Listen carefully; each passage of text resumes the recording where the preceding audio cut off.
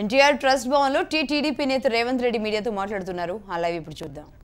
అభివృద్ధి చెందాలంటే రాష్ట్ర ఆదాయాన్ని పేద ప్రజలకు ఖర్చు పెట్టాలి తప్ప టీఆర్ఎస్ బలపడితే ప్రయోజనం లేదు.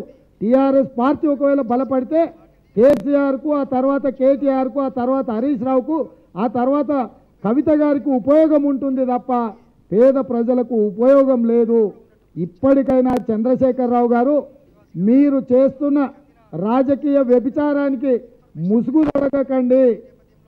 కాంగ్రెస్ వాళ్ళని ఆదర్శంగా తీసుకున్నట్టుగా మాట్లాడుతున్నాడు.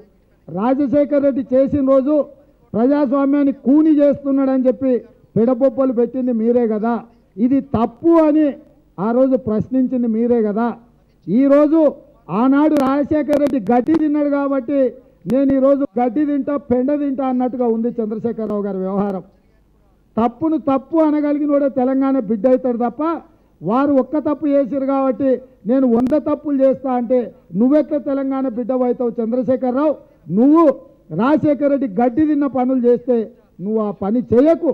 నువ్వు ఆదర్శంగా ఉండు తెలంగాణకు తప్ప పార్టీ ఫిరాయింపులను ప్రోత్సహించి నువ్వు చేసే తప్పిదాలకు రాజశేఖర రెడ్డి చేయలేదా, ఇంకొకరు చేయలేదా, ఇలాంటి ఆదర్శాలు చెప్పకు. కేసీఆర్ గారు వాలకం చూస్తుంటే చార్లే శోభారాజును, బిల్లా రంగాను, అదేవిధంగా కసబును కూడా ఆదర్శంగా తీసుకునేటట్టున్నాడు. వాళ్ళు